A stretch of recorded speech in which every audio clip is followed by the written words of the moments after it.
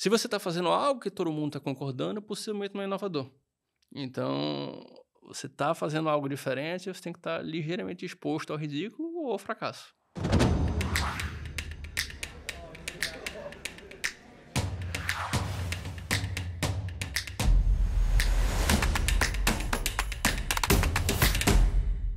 Olá, essa é mais uma entrevista do canal Um Brasil e da revista Problemas Brasileiros, realizações da FEComércio São Paulo.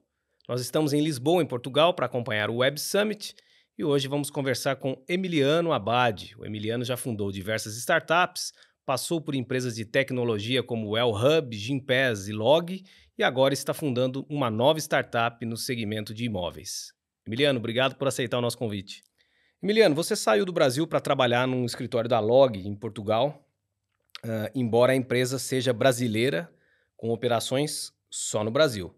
Depois você trabalhou na Gympass, em Portugal também, outra empresa fundada no Brasil, que não opera em Portugal.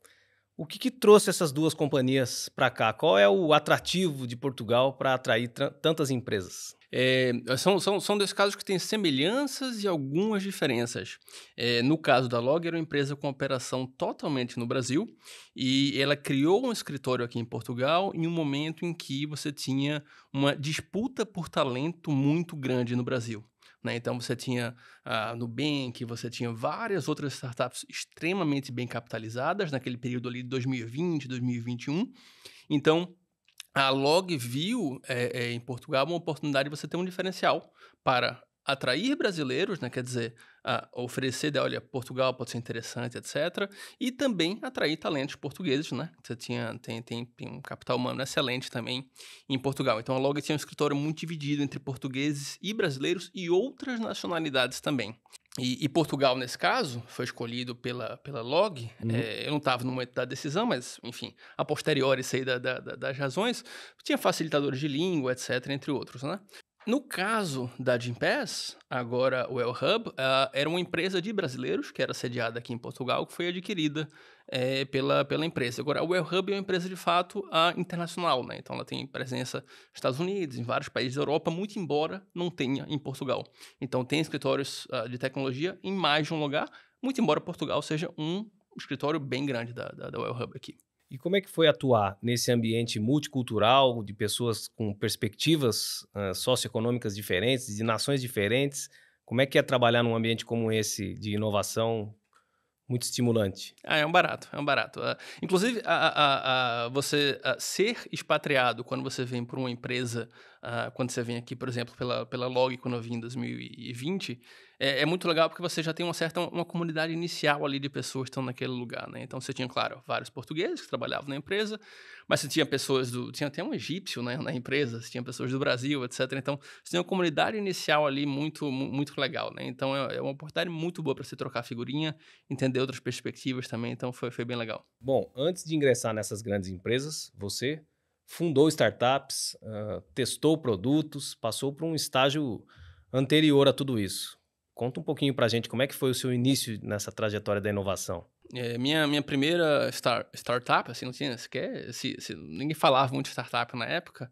Eu ainda era estudante de design no Recife, né, eu estudei na UFPE, e a faculdade é sempre um ambiente muito bom para você criar esse tipo de coisa, porque você primeiro tem uma quantidade razoável de tempo livre, aí você tem muita gente boa ali em um espaço, uma entropia, né, num espaço ali pequeno, querendo construir coisas também, querendo colocar coisas para fora. Então isso foi uma maneira que eu tive ali de colocar a criatividade para fora, de construir com meus amigos, etcétera.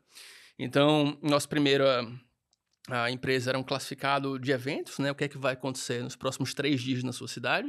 Começou no Recife, era Agenda Recife na época. Foi um sucesso de público e um completo fracasso de negócio. A gente não conseguiu encontrar um modelo para monetizar aquilo, além do anúncio, né, do AdSense, do Google AdSense, então não valia a pena. E dali a gente partiu para um segundo modelo, que era uma plataforma de gestão de eventos e venda de tickets online.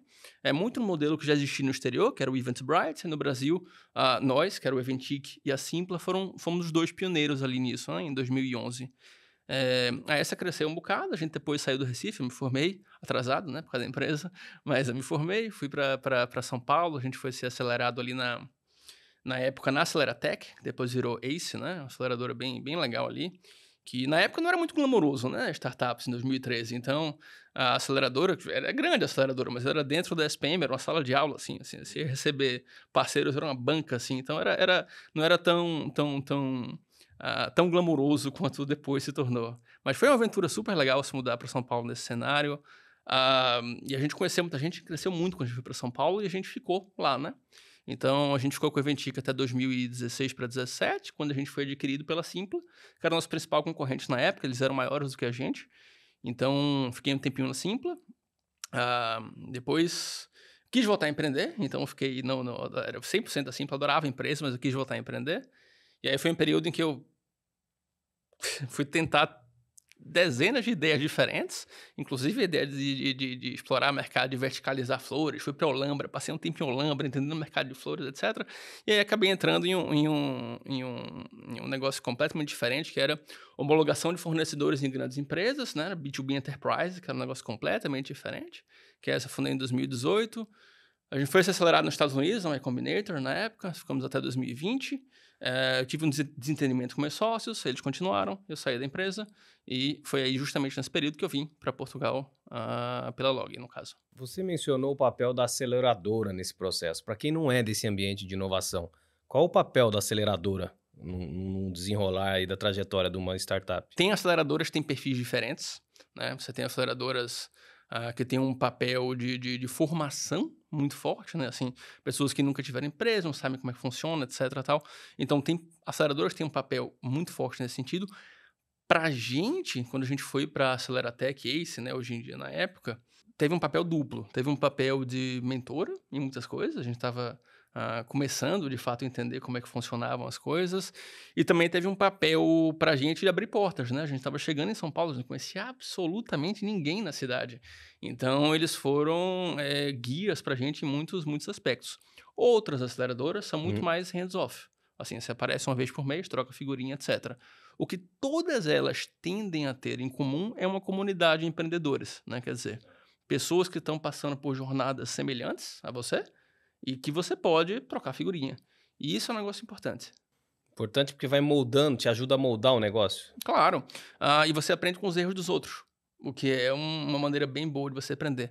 Tem até um negócio que várias aceleradoras repetem, que acho que é bem verdade, que a gente pode até não saber o que é que tem que fazer para dar certo, mas a gente sabe o que é que dá errado, né? Que eles já viram várias vezes acontecer. Então isso é legal, isso é legal. Bom, você está em Portugal já há alguns anos, onde nós estamos gravando aqui essa entrevista. Já passou por vários tipos de empreendimento, de ideias novas. Que diferenças você sente do ambiente de empreendedorismo de Lisboa, de Portugal e da Europa como um todo, se é que é possível fazer essa comparação, com o Brasil? Como é que é esse ambiente? Tem mais estímulo? Há mais probabilidade de se empreender com sucesso? Tem facilitadores e tem dificultantes aqui. Eu acho que o grande ponto que é um bônus para o Brasil em alguns aspectos é que é um mercado interno consumidor muito grande. Né? Você exato, tem 200 milhões de pessoas e um ritmo de crescimento ainda muito forte. Né? Claro, tem altos e baixos, varia o tempo, mas tem um ritmo de crescimento muito forte. E em algumas áreas específicas, como por exemplo finanças, o Brasil é modelo, né? Assim, tem além do Banco Central fornecer uma base muito boa para você integrar coisas, você tem um ecossistema de fintechs excelente no Brasil. A Europa, Portugal aqui especificamente, que é a parte que eu estou mais inserido, ela tem uma coisa que é interessante até de mindset, que é, olha, Portugal não tem um mercado interno tão grande assim. Portugal tem a população de Pernambuco e o tamanho de Pernambuco, na verdade, né? Claro, né? Assim, é mais rico, tem um capital humano excelente, muita gente boa, mas até historicamente, culturalmente, Portugal vai olhar para fora, né? Então, quer dizer, as startups que nascem aqui, elas já nascem pensando em como é que elas vão sair para explorar outros horizontes, né? Quer dizer, Estados Unidos, Europa ou até Brasil, no caso de algumas startups.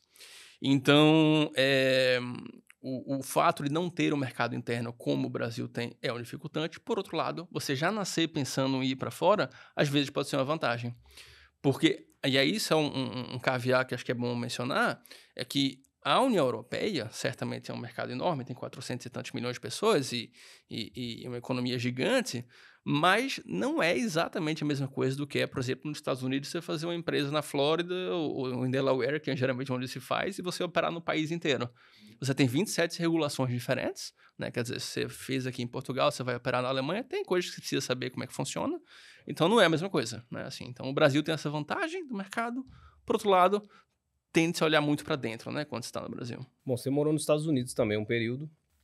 Em relação a esse ecossistema de startups, ele é algo sem fronteiras, conectado, ou tem particularidades na Europa, nos Estados Unidos, na América Latina? Como é que é isso? Olha, tem muita coisa conectada e muita coisa que tem barreira, né? Até Portugal tem uma tradição nos últimos anos, a tradição é forte, mas assim, teve uma onda nos últimos anos de ter vários nômades digitais que vêm para Portugal, né? Você tem um custo de vida mais baixo do que outros países na Europa, ou claramente mais baixo do que os Estados Unidos em algumas coisas, então se atrai muita gente que estão, de certa maneira, conectado. Quer dizer, as pessoas estão aqui trabalhando para o mundo todo, para as suas próprias startups, ou para outras empresas, geralmente de tecnologia. Então, muita coisa é muito conectada. Algumas coisas ainda têm barreiras muito fortes, né? Assim, a parte regulatória, às vezes, é muito difícil, dependendo do mercado que você está, né? Assim, varia muito de um lugar para o outro. E no caso da Europa, quando as empresas começam a crescer, você tem, de fato, barreiras regulatórias grandes. Várias startups europeias tendem a ir para os Estados Unidos para fazer o scale-up, né, que o pessoal chama que é esse período de crescimento, nos Estados Unidos e não na Europa. Agora, tem um aspecto também. Portugal tem, por exemplo, a Nova, que tem lá um centro de empreendedorismo, uma escola de business, né? Que tem uma grade curricular em inglês, o que não é muito comum no Brasil. Isso também favorece esse ambiente? Certamente, certamente. E aí assim, Portugal, de maneira geral, os portugueses falam excelente inglês, né? Ah, o Brasil tem, assim, você tem muita gente que fala inglês bem, mas na média ainda tem um nível de inglês ainda mais baixo. O inglês é fundamental, né, para a tecnologia como um todo. No caso de Portugal, novamente é aquela coisa da desvantagem da vantagem de ser pequeno, né? Pequena em população. Ah, de maneira geral, você tem tendência em lugares menores falarem o inglês melhor porque eles estão, inclusive, olhando para fora. Claro, o inglês aqui é só um sintoma do fato que eles estão olhando para fora, né? Assim, até dentro da Europa, aí eu falando puramente de experiência pessoal, tá? Não tem nenhuma estatística aqui. Sim. Mas, assim, o inglês dos franceses é menos bom do que, por exemplo, o inglês dos holandeses, que falam inglês perfeito. Holanda é pequena, França é grande, né? Então você tem essa até aqui, Portugal, um excelente inglês, Espanha um pouquinho menos bom do que o dos portugueses. Então, tem essas diferenças do grande e do pequeno, que às vezes é uma vantagem para a integração. Bom, nós estamos falando aqui de várias vantagens, né, desse ambiente de inovação na Europa, mas não é tudo tão fácil assim, tão simples, né? Que desafios você superou nesse tempo? Entraves e obstáculos existem nesse caminho para quem busca empreender fora, seja trabalhando numa grande empresa ou seja buscando fundar sua própria empresa? Desafios. Eu acho que o primeiro desafio que uma pessoa que está considerando fazer esse movimento de vir trabalhar em empresa fora ou criar uma empresa fora tem que levar em conta é o desafio fora dessas duas coisas. Pessoal, você está indo para um lugar que geralmente você não conhece pessoas, você está indo criar uma comunidade de amigos completamente nova, geralmente sem família, etc. Então, o cuidado pessoal, assim, se você acha que isso é uma experiência boa para você, ótimo. Mas é importante saber que nem tudo vai ser a imagem do tram elétrico, né? Que é o bondinho português subindo Sim. a ladeira. Não é tão cinema assim, né? Então, assim, tem coisas que você mudar de país que são importantes levar em conta quando se faz esse tipo de movimento. Passando isso, tem muita coisa legal, né? Assim, tem muita coisa legal. Você conhece pessoas novas, você conhece experiências novas, aquilo que você falou, né? Perspectivas diferentes. Mas, especialmente quando você vai criar uma empresa, tem uma série de coisas que no Brasil, se você já fez, já está escolado um pouquinho, né? Que você tem que redescobrir aqui, né? Como abrir uma empresa, como fazer sua contabilidade, etc. Tudo isso é redescobrir do zero. Então, as coisas que para você faz sentido porque você se acostumou com elas da maneira que elas são no Brasil, às vezes elas vão ser diferentes. Então, acho que o jogo de cintura é o principal pré-requisito aqui quando você faz esse movimento. Principal competência para quem se lança fora do Brasil. Exatamente, exatamente. Tem que ser flexível. E o brasileiro tem, né? Jogo de cintura não falta pro brasileiro. Tem demais, tem demais. Até na outra parte da pergunta, que era sobre trabalhar em empresas, acho que é outra coisa que ajuda um bocado também. Faz uma espécie de um aquecimento aí, né? Sem dúvida, sem dúvida, sem dúvida. Ajuda um bocado. Você mencionou, nesse ambiente das startups e da inovação, o conceito do erro é algo muito valorizado, né? Quer dizer, um fundador de startups que passou por diversas, que testou e errou algumas, bateu cabeça, quebrou a cara, ele é mais valorizado do que aquele cara que fundou uma ou duas e deu certo. Queria que você explorasse um pouquinho essa questão do erro, da cultura do erro, que muitas vezes é menosprezada pelo nosso sistema, né, pela sociedade como um todo, né? A importância do erro no processo de formação de um negócio. O erro, de fato, como você falou, ele é super tolerado e até bem visto, né, em vários aspectos da cultura de inovação, de startups, etc. Eu acho que tem 2 pontos aqui. O primeiro é o porquê você errou. Eu acho que teimosia não é bem vista também, assim, se você está errando várias vezes pela mesma razão, não é exatamente Um bom histórico. um bom histórico, mas sem dúvida é aceitável, assim. Quando você trabalha com startups, assim, tá tentando fazer uma coisa nova, qualquer venture capital, qualquer investidor, né, anjo de early stage, né, que é do primeiro estágio das empresas, ele sabe que ele está investindo ali, fazendo um fundo, e ele está investindo em 1000 empresas e 10 vão dar certo, né, assim. Ele sabe que a taxa de erro daquilo é alta. Então, ele investe porque o acerto, ele em geral, paga, né, o investimento mais do que suficiente para aqueles todos que deram errado. Então, a única maneira que você tem de você ter um ecossistema onde as pessoas estão dispostas a arriscar para dar vezes 1000, né, para dar 1000 vezes certo, é se você tolera que você erre 99 vezes, né? Mas, acima de tudo, eu acho que o erro ele é tolerado quando você executa bem. Se você tem falhas de execução, se você não está aprendendo aquilo que a gente falou, não é necessariamente bem tolerado, né? Então, se você é um empreendedor que você deu 2 vezes certo, inclusive, eu acho que você tem um excelente histórico, por mais que você Sim. nunca tenha errado, né? Quer dizer, a execução foi muito boa. Então, eu acho que é um equilíbrio aqui, né? Entre você não penalizar o erro e, ao mesmo tempo, você entender o porquê que você errou e também, sem dúvida, valorizar o acerto.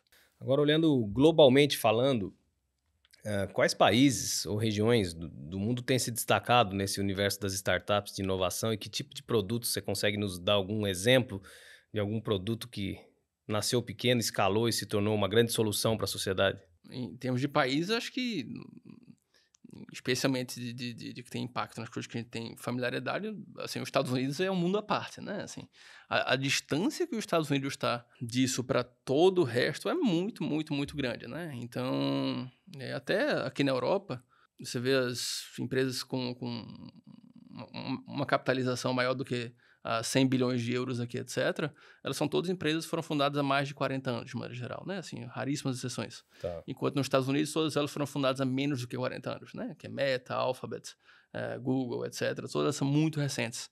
Então, a capacidade que os Estados Unidos têm de fazer, de catapultar empresas pequenas para enfim, tamanhos gigantescos é inigualável, assim, né? Então, é muito diferente do que tem na Europa e do que tem no Brasil. E a partir da sua perspectiva, quais as razões para isso? Aí, nesse caso, o mercado consumidor americano é completamente fora da curva, né? Assim, o nível de consumo é completamente.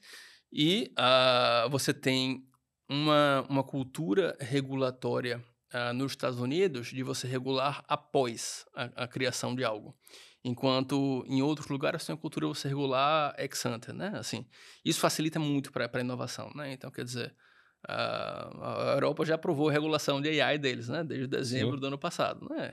Os Estados Unidos ainda não, né? Ainda estão debatendo, ainda discutindo como é que vai ser. Os Estados Unidos têm uma indústria de AI gigantesca, a Europa ainda está nascente, né? Então, quer dizer, quando você tem regulações que estão regulando para riscos futuros ainda não completamente materializados, às vezes você erra regulando mais do que você deveria. Inibe, né? Exato. O que penaliza muitas empresas pequenas. Porque empresas grandes, elas têm lá o departamento de compliance, os 30 advogados que vão conseguir navegar naquele mar, etc. Mas as pequenas não.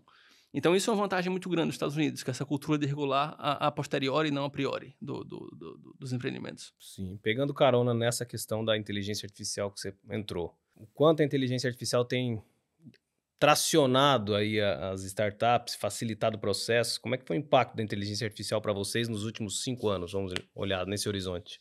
Olha, acho que é melhor, a pergunta é melhor nos últimos 5 meses. Porque Muda a rápido. velocidade tá gigantesca, assim. De certa maneira, eu acho que a gente está vivendo aqui um período até, até assim, do feeling, lembra muito um pouco do nascimento da web, né? Claro, eu tinha 7 anos, mas eu já usava, né? Naquela época. Então você tinha um sentimento que as coisas se moviam muito rápido, que toda hora nascia uma coisa nova, e que aquilo aqui vai ser realmente um negócio que vai ser grande, etc.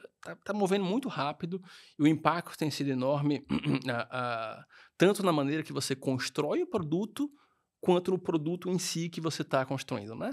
Ou seja, tanto integrar a AI no produto que você está entregando para o consumidor final, quanto você integrar no seu processo, né? Quer dizer, hoje quase todo desenvolvedor está usando AI para poder desenvolver, para criar os produtos, tem se usado AI o tempo todo. Então, assim, o ganho de produtividade que você tem é imenso. Agora, essa startup que você está em fase de pré-lançamento, tem a AI na sua base, né?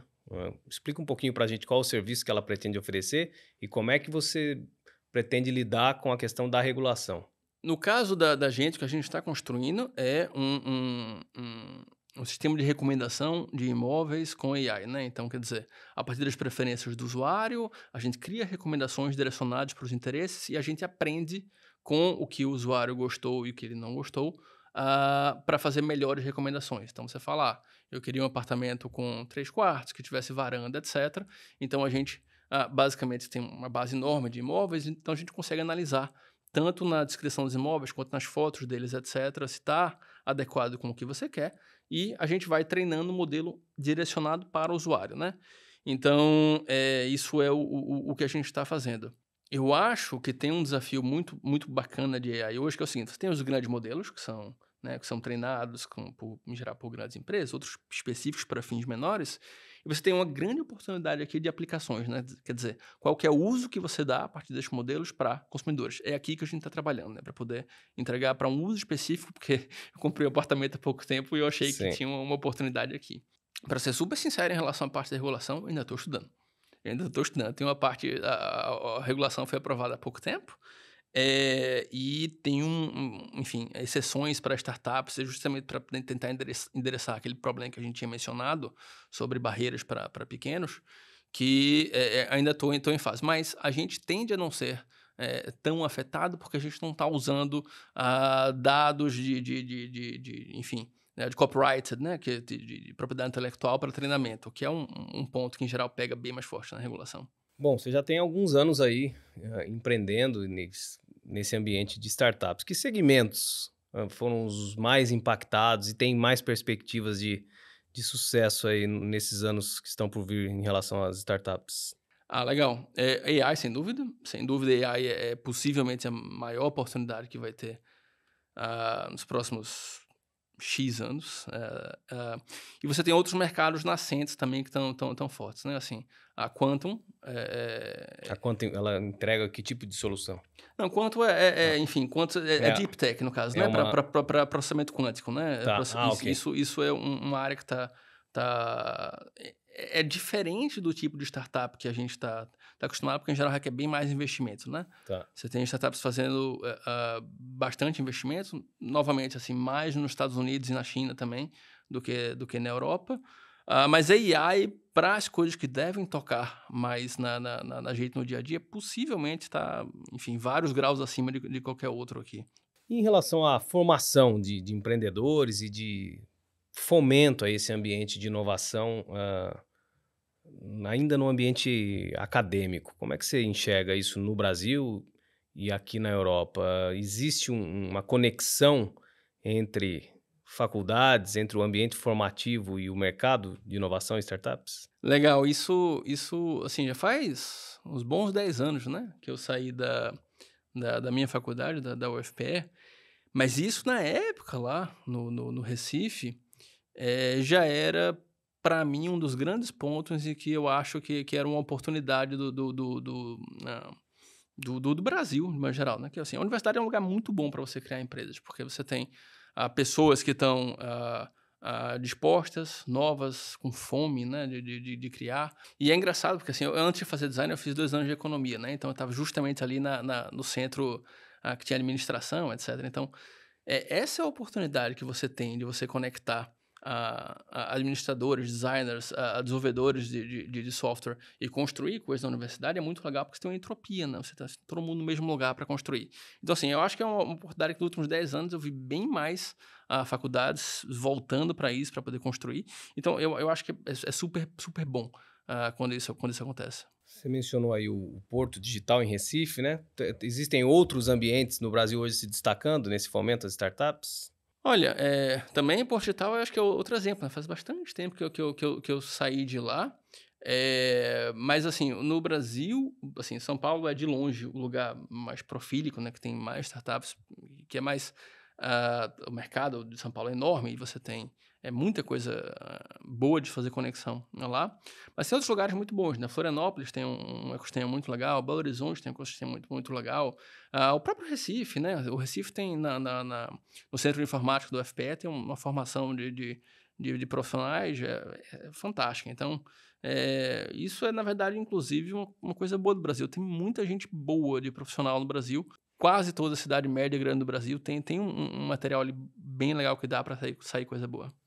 Para a gente fechar essa conversa, que tipo de conhecimento é essencial para alguém que queira empreender com uma startup no segmento de inovação? Porque paira no ar aquela coisa de que é algo distante, né, para o público em comum, por ser algo ligado à tecnologia, mas quais competências são essenciais, o beabá para o ambiente de inovação?